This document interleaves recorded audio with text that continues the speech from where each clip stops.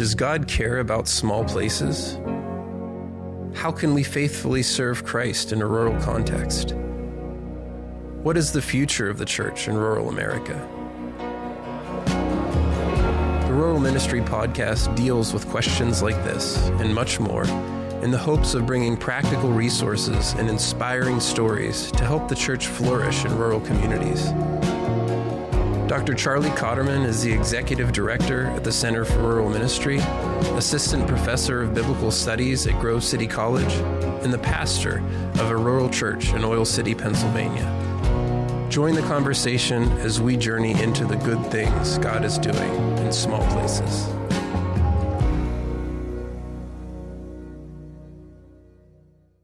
All right, well, welcome to another episode of the Rural Ministry Podcast, where we talk about the unique challenges and joys of living and doing ministry in rural places.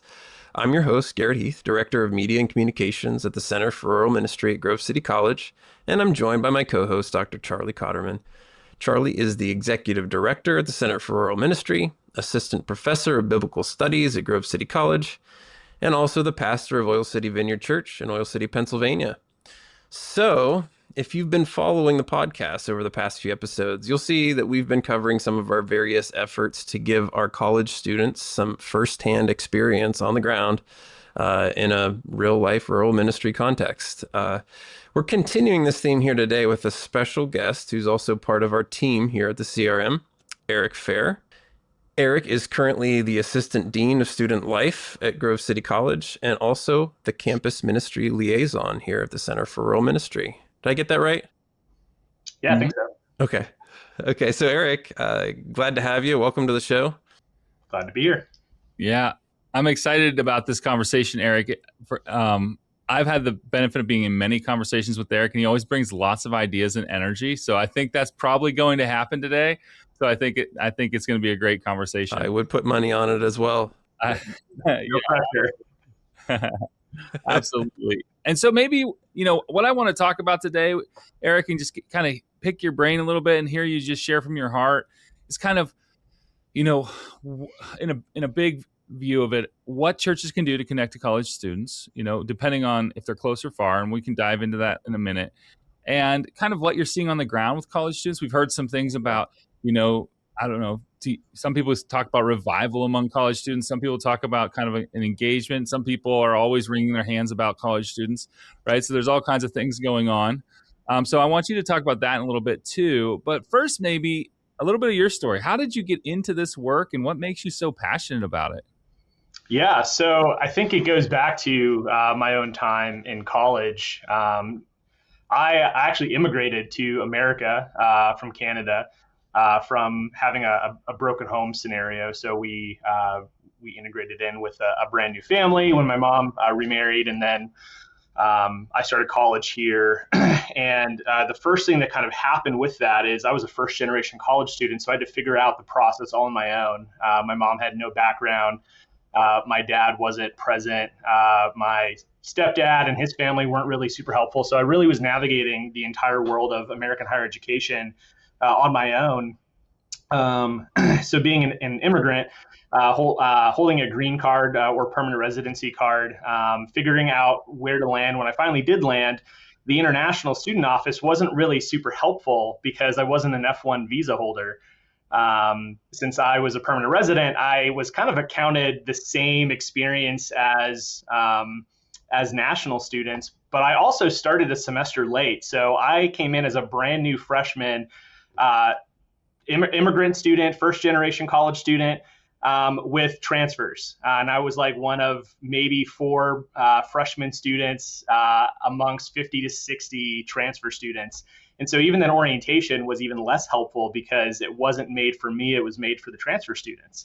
So my entire first semester was just a whirlwind. I think I spent probably that semester and well into my sophomore year just trying to figure out, like, what is college? What's really the purpose? Like, why am I here? And in the midst of that, I actually wasn't a Christian, at least a committed Christian going into college. I started mid-January of 2007, and it was sometime towards the end of February that after making some different friends who were a part of all sorts of different campus ministry groups at the 4-year public school that I went to. I landed in this worship service that was a combined effort of all of these different campus ministries. And I had a come to Jesus moment during that time through watching skits and engaging in worship and listening to brief sermons and prayer. And that was the moment that I committed myself to Jesus. And my campus ministry journey really began. So again, being at a 4-year public school, faith wasn't a center point of the education endeavor. There was no worldview formation toward, with faith as a center point. It was very much a public, secularized education. And so being really new to the faith, I began to really dive into a couple of different faith communities. As a freshman, I found out that there was a different ministry on every single night of the week, and several of them had older ladies from local churches who'd bring food in and feed you. So those are the ones I never missed freshman year, were the ones where there was food present. But they all had their own variety, their own theological take. We had the Wesley Foundation, we had the Baptist Collegiate Ministries, we had InterVarsity. We had some local organizations that started at my school and were purely run by students with very minimal adult supervision or input. So just across the week, I was engaging in different things, joining different Bible studies, because I was just really hungry for the word. I wasn't plugging into local church at the time. It was really just being fed by my peers and maybe a couple of the adult campus ministry professionals. But over the course of my 4 years, I essentially weaned myself off of every night of the week, because that was just unsustainable. And really landed with a core group of guy friends my first 2 years. And when they all graduated, I then committed myself to InterVarsity Christian Fellowship, where my faith really started to bloom, grow. I became a leader of men during the year with small groups. Got really connected in with InterVarsity staff. And it was towards the end of my senior year that I wanted to go full staff. I went to Urbana Missions Conference in 2009.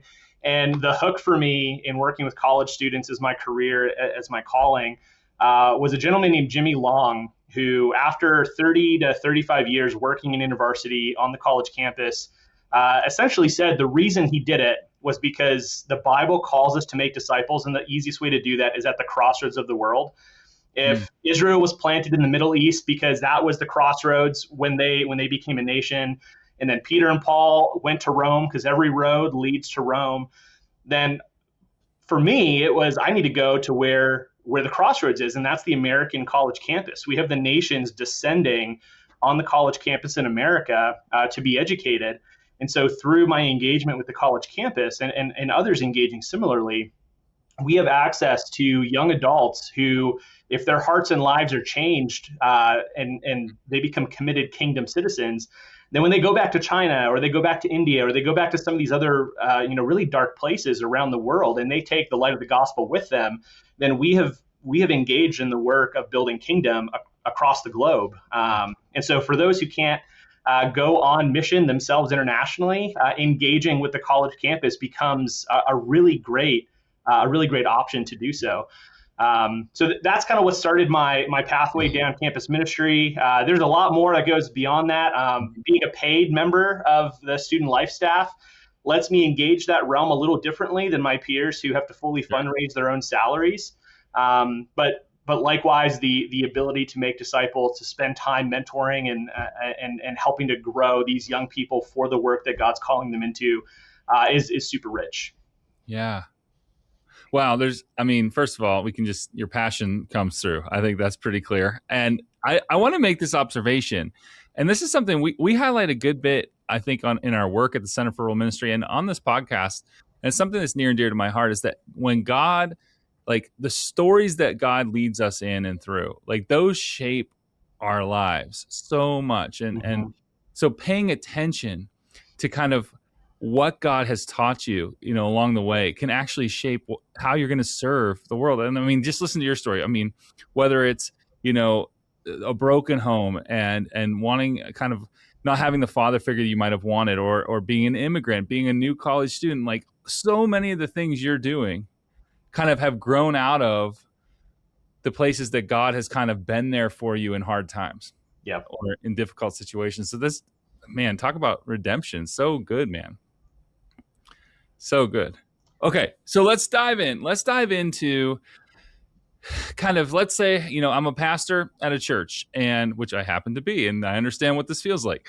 I'm a pastor at a church, and I look around, and I look, and the one age demographic that we really don't have a lot of is college students, and I want to connect with college students, and maybe I'm kind of far from campus. I don't know how to connect, or maybe I'm kind of middle distance, or maybe I'm close. Like, how would you walk a pastor in a church through connecting in different contextual situations, different levels of proximity to college campuses and things like that?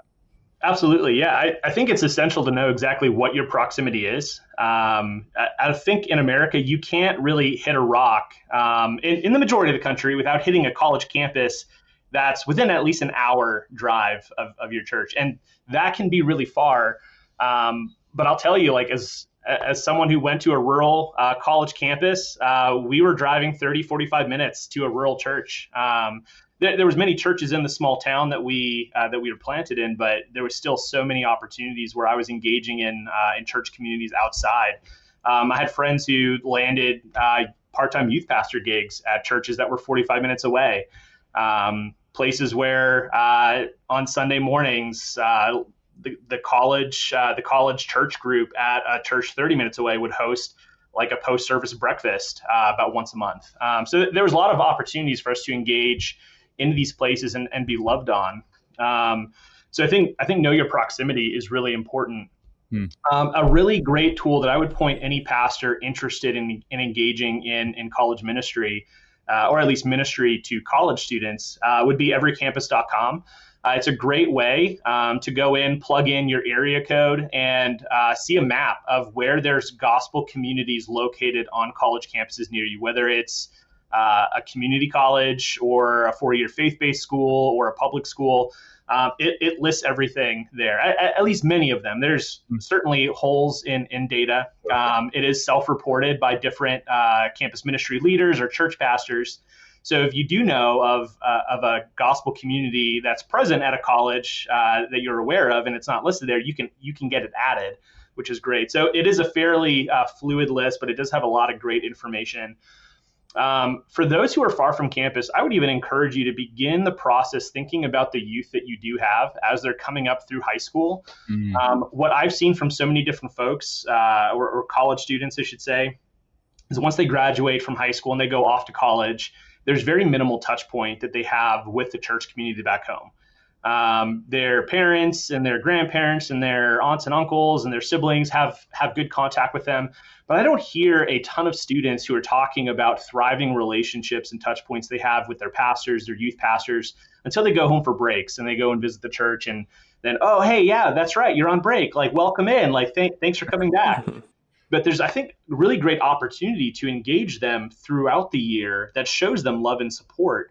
And I feel like there's even opportunity there that as a pastor who may be far from a campus, but you have members of your church who have their children away at college, growing those relationships, sending a care package, sending notes in the mail, engaging in a letter writing campaign to have the different members of the church writing something to engage with your away student, can further develop them spiritually, can further develop their sense of relationship and community, and maybe even tie them to the community that they came from.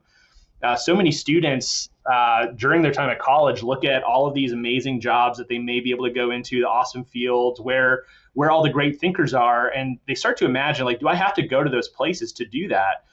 But rooted community can actually draw them back and engage them in ways that they didn't think was possible. So I would start there from those who are far from the campus.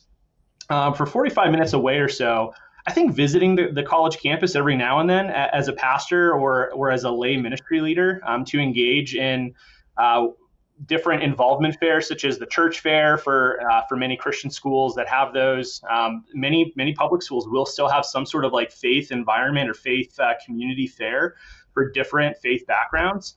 But many will allow churches to have a table at involvement fairs on campus. I know my four-year school did that. They had a designated fair for local faith and nonprofit organizations. So looking for those types of opportunities, but even using the everycampus.com to identify what are the faith gospel communities that are present on that campus, and reaching out, whether you have to like chase down the contact through InterVarsity's website or Crew's website, or sometimes we'll have emails listed there for the designated campus staff member. Reach out and have a conversation with that person to get started. Yeah. If it's a faith-based organization, we're going to have different campus pastors' offices or someone who's in charge of the faith and spiritual development of our students. And so connecting with that person. And then if your church is close, if you're in the same town, there's no reason that you shouldn't have some sort of presence on the campus. In the student life realm, when we're thinking about student programming, hosting events, activities, a lot of where we start is go to where the students are. I would say the same thing to pastors or ministry leaders who want to engage college students. Go to where they are if you can, and start the conversation there.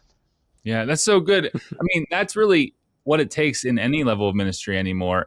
It's not just like open the doors of the church and see all the people. No, open the doors of the church and like you might not see that many people. So like, you better get outside the people. You right? need to like walk out of those doors and find people. That's right. Walk out the doors and see all the people. That's how that one should go these days. That's right. That's right. Yeah. And Eric, I just as a connecting point to your initial story too, like I really related in a lot of ways, and I went to a state university for my undergrad as well, so definitely some commonalities there. And I think for somebody on a Christian campus, it's easy to like underestimate how significant campus ministry groups are at a secular institution, because you're not getting any kind of faith backbone built into your academics necessarily. So like in a lot of ways, these are like the lifeblood for students in those settings, as was the case for me. But shifting that perspective, like in terms of how churches and pastors can also think about that, right? There's also a difference, I think, between secular institutions and Christian campuses, and how you as a pastor or a church can impact students. Any thoughts on that? Yeah. I think with the secular campus, it tends to be a lot harder, and we're not quite sure where to start. When I had recently graduated from my alma mater, my wife and I, newly married, without kids, plugged into a little church in our town. We lovingly called it our little house on the prairie church. Had maybe all of 60 members, all who were in their 60s, and we were the fresh, new, young blood. But we loved every single person. We got invited to the elders' like Bible study because they needed fresh, new ideas. They'd been reading one Psalm a month for 3 years, and I think they had made it to Psalm 12. And they needed fresh young ideas. And so we plugged into this church, found a plethora of relationships. But the one thing that they saw in me was, oh, you're young and you work at the college, so now you're the college person. Mm-hmm. And I think that pastors tend to look at the youth from the college coming into their church, and they look and say, like, you're going to solve our problems. Mm-hmm. Whether it was during COVID, oh, you're going to help us get online so we can do. I had so many students who like stopped going to churches because immediately like the pastor's demanding that I'm doing this because I'm young. I don't know how to do a live stream. Or like we want to change our worship to be more in tune with the next generation. So like, can you change our worship? Can you help us be younger? And all the while, like the student really likes the old traditional hymns, like that. Mm-hmm. That's part of what drew them in. So the young next generation tends to be looked at by many pastors or ministry leaders as the solution to the problem. And when you're at that secular campus, often like those students, they're not always coming from a rich faith background. Mm-hmm. Many of them, like myself, might be new. And so they really don't even know where to get started. But what they're looking for is they're looking for mentors. They're looking for the older generation to invest in them. But that can be really hard to do when you know that there's no campus pastor at the college that you're next to, because it's a public college or it's a private secular college, or denominationally, it might not line up really well. A lot of private colleges do have some denominational roots, and they may have a campus pastor on site. It's not always a Christian pastor, but there'll be some faith leader, but not wanting to even broach a conversation because theologically we don't align. And so really, I think for those public institutions or secular private institutions, if a church can identify the faith communities that are there and then reach those folks, that's where I think you can make a lot of inroads. If you talk to the university worker, the crew worker, the Coalition for Campus Outreach staff worker, whoever it is, whichever adult from the parachurch organization is sending or being sent to those organizations, if you can connect with them, start those conversations. One, they're looking for more support. They're always looking for volunteers, and a pastor who wants to, like, maybe once or twice a semester go and preach to 15, 30, 40 college students on a designated topic. Campus ministry folks love that kind of interaction. They're looking for ways that they can help to get support for sending their students to a missions trip or to a large faith convention. And local churches can be really helpful with that, particularly if they're willing to do a love donation in favor of some of those students that maybe that campus minister is bringing in and introducing. One of the best ways that I found churches when I was going through university, and again, I didn't root myself well in one faith community in undergrad because I was really new and I didn't know the importance of it. So by the time I'm junior year, I'm really rooting myself much better than I was freshman or sophomore year. But our university campus ministry team would actually bring in 7, 8 local pastors at the beginning of the year. And we would have a large group focused on just introducing ourselves to them and getting to know their backgrounds, what their churches had to offer. And many of the students in our chapter actually would go to those churches, and they all had touch points with our campus ministry professional. So there was a dedicated connection, kind of a relationship that we knew that we could trust. So I don't think that there's a silver bullet, but there are a lot of ways that if someone really wants to connect, there's pathways that you can take to get the conversation started. Yeah. Well, what I hear in all of this is intentionality, right? If a church wants to connect with college students, there are intentional ways that can start to happen. You're not going to go from like no connection to like this amazing connection overnight in most cases. What's going to be is, okay, maybe it's a secular university campus and you say, well, there's this, we went to that website, which we're going to put in our show notes so everyone can find it. And we found there's this campus, and I reached out to the leader, like you said, and, most of those leaders are going to love to have local churches behind them, especially if the local church can be supportive and not try to drive everything, right? If you can just come alongside and say, we're here, we want to help. And then, the intentionality of like, it doesn't take a lot. And it's something that pastors can really delegate. I know when I was growing up, our youth group sent care packages twice a year before Christmas at finals, basically. And I mean, those, the Easy Mac and all the stuff, the toothpaste and anything like, and then a little note from the pastor, or a note from the youth worker. It was just simple, but it really did let you know you were cared for. Yeah. And so those kind of things. The other thing that I think stands out to me as something that's actually not that hard to do, but I don't see it happening enough, is simply like coming to campus, going where they are, to your point, and like taking them, out to a restaurant or something, or honestly saying, hey, I want to see what it's like in your shoes. Will you take me to the cafeteria? And I just want to see what it's like, and then you can all bemoan the food if you want together. But there's something about like just showing up and saying, show me a little bit of your world. And I think a lot of pastors can do that.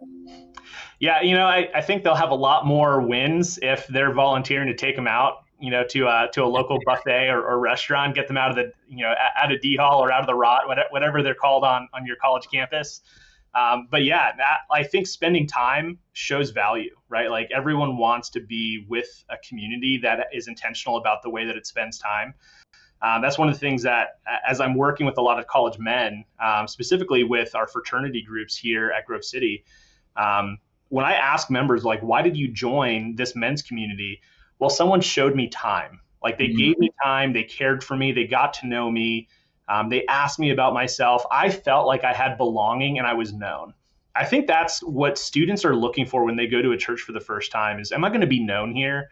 Yeah. One, is it a spiritually rich environment? Like, does the pastor actually speak, from the Bible, or is it like a feel good type of sermon?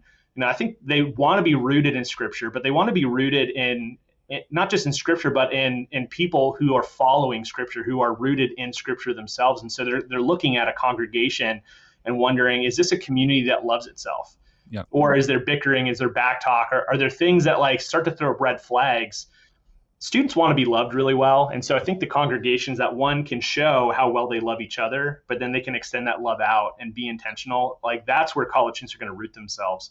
Yeah. I don't think you need to have the smoke and the lasers and the electric guitars and all the drums. Like you can continue having the little old lady on the organ and singing hymns, but if the community is rich and students feel like you love them, they're going to love you back. Yeah. And that connection there, right, is how many times have we hit on that in this podcast, Charlie? Yep. Right? That's something that any church can do, right? Regardless of size, background, resources, right? Because at the end of the day, it's about the gospel and about people, right? And authenticity. It's not rocket science. And a passion for Christ and seeking the truth of his word. Like those kind of things, are just invaluable. And people think, oh, young people don't care about that. They just want all this fancy stuff or whatever. No, like a lot of young people really do care about that. Yeah. Yeah, and I think a lot of young people are hungry because it's a transitory phase of your life. You only have a few years in college context, but it doesn't mean that students aren't looking to invest relationally. I think they're really, really hungry for that, and I think they're looking at a church experience during these years that in some ways is going to like catapult them forward. Mm-hmm. Right? That church experience they have in college can be so foundational to the rest of their life, right? Yeah. And oftentimes is. And they may develop mentors that they'll have for years to come. Which, by the way, this is a good place to plug something that's coming really soon down the pike. It might even come out before this hits. That's new, and props to Garrett on this. First student released video is going to be on our Plowshare ministry that Garrett's mentored a student, Julia. It's going to be such a great video highlighting students who are investing in local churches, and it's part of our Plowshare program. And we have about 11 churches right now where students commit to attending for a semester. They invest in the church invests in them. They let the students use their gifts. They maybe take them out to eat once a month. They get to know them. They're not anonymous. And if you are listening to this within like a 45-minute radius, and you say, that sounds so good, we would love to hear from you, right? Email us at the office at ruralministry.org or reach out in some way. We'd love to hear from you because we want to build in more Plowshare churches, because all the things we're talking about today, they can happen in your church. They can happen in local churches. So please reach out and be watching for that video. It's going to be amazing. All right, let's wrap this up. We're just about at time, but I would like to have you, Eric. You were on the ground. In some ways, I mean, I teach like 100 freshmen every semester. I'm working with students. Garrett and I are working with fellows, but you're working with pretty much all the students, and definitely many of them, and most of the students in general. You really have a good finger on the pulse of this generation. What would you tell folks out there who are trying to figure it out? Like, they might hear like, oh, there's so much revival happening, or oh, like, man, young people these days, that line never goes away. Yeah. So what would you tell folks about what God's doing in this generation? What excites you about it?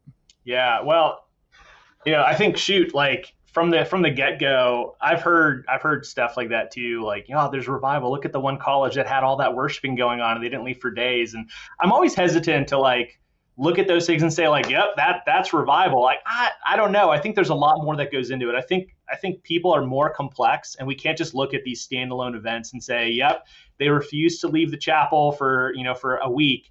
That's revival. Like, okay, well, did their church membership change? Did like what were small groups like on campus after that? How many like baptisms were? I think there's so many other factors to look at when we look at those things. I think at the end of the day, we're trying to figure this out, but so are the students. I think the biggest thing that I've learned about college students over my 15 years working in higher ed since I was a college student is that they're also figuring it out, and they really don't know where to go. They are thinking about purpose. They're thinking about calling. They're thinking about what is the vision that God has given me for what I want to do. Some are coming to college with a degree already selected, but sometimes that's family pressure to like, oh, you need to go into engineering or technology because that's where all the money is. Like that's how we've done it. All the while they're thinking like, yeah, but I don't really like engineering. I really want to work with people, not with machines. And so they're trying to figure out like how do I honor my parents while also pursue a calling, or some don't even really know like what that looks like. And the most thing that they're interested in, I think, is community. How do I find a community that's going to make me feel that I belong, right? We're made for community. We can't get away from that. We can't do this this life of doing everything myself without support, without people. And so many of these people, especially young men, are looking for, where do I plug in where I'm going to be safe, where there's not this risk of being let down or being rejected. And so I think that as churches and church leaders are looking to work with college students, they have to recognize that this generation, probably more than any other, has come from more broken homes and failed relationships than any before. And so, they may be hesitant to lock in with you because what if you leave? Or what if you reject them? What if you don't like what they have to say? It doesn't take much but to look on social media to see videos of people shouting at each other and not being willing to listen and engage well. And so if that's the kind of content that our students, are this young generation is inundated with, it'd be reasonable to suspect that they might be hesitant to engage because they're nervous about what engagement back will be. But also, like, they haven't really developed friendships and relationships the same as generations before them. I mean, the majority of Gen Z in college right now, they don't know a time before the smartphone and social media. So they grew up on those things. And so they don't know how to form relationships the same way. I think they learn, and they learn quickly. We're blessed at Grove City College to have a very rich and vibrant community where you can go into the dining hall and see a group of people with their phones away and actually engaging with each other. Not every school is like that, especially not every Christian school is like that. So I think that they can learn over time, but they do, I think some have a fear of engaging and starting to work on building a relationship. And so if churches are trying to figure it out, I think they have to remember these students are too. They may look like they have it all together, like they're super professional, like they're the next leaders, for the world, but they really don't feel that way all the time. They feel insecure. They don't know what the next step is. They're nervous about like what God's going to reveal if I pray to him about, what I should do with my life or the job I'm supposed to have. They're nervous about those things. So I think intentional relationship goes a long way. I think at the root, they are looking for people who want to invest in them, who want to be mentors and can have patience. Churches who invite college students in are gonna face letdown because they're not all going to show up when they say that they will. They're not going to get things done necessarily when they said that they will. They might say, yeah, I'm really interested in doing that, but then they never commit. But remember, they're going through a process. They're developing. They're becoming who God's making them into. So that way he can send them to the fields to be part of the harvesting team. They're not quite there yet. And so I think churches need a lot of patience in that process. Yeah. I don't know if that helped to answer. Yeah. No, that was great. I mean, I appreciate your kind of on the ground take. And the other thing I'll say is like, that also sounds a heck of a lot like a 42-year-old's life, like insecurity, like not always, overcommitting, like, boy, that sounds familiar, So like this is part of being human, and the grace that we extend to ourselves and to others, we need to extend to college students. And the other thing is God's common grace is at work, and they're doing amazing things. So we're just glad to be able to kind of have this privilege to steward the opportunity to work with young people as they're making huge life decisions. And we're so appreciative of you and your role and the whole student life department and chapel, Christian formation office here at Grove City. You guys are doing great work. I think that's enough for today. We'll hopefully hear some more from Eric. And one thing I'm really excited about is he's going to help us put together a workshop track at our conference this year for folks who are interested in campus ministry or churches wanting to partner with campus ministry. So be looking for that at our conference this September 11th and 12th. Eric's going to help us put that track together for us. So we're really excited about it. Thanks so much, Eric. It's my pleasure. Thanks for having me. Yeah, thanks so much, Eric. I think we just really scratched the surface here. We'll have you back on at some Mhm. point and revisit, and we can dive a little deeper into some of these points too. Um, but thanks. And thanks everyone for listening. We hope this conversation has provided you with encouragement, some insight, maybe even a practical idea for your own ministry context. The Rural Ministry Podcast is part of the good work being done at the Center for Rural Ministry at Grove City College. If you found this podcast helpful, there are a few free things you can do to help us out. First, you can share this episode with a friend or colleague who could benefit from it. Second, you can leave us a review over on your favorite podcast platform. This helps more people discover the show. And lastly, you can leave a comment or suggestion on the episode page over at the Center for Rural Ministry YouTube channel. We hope to get some good conversations started over there as well. So thanks again for listening, and you can learn more about our mission by visiting www.ruralministry.org. Have a great week.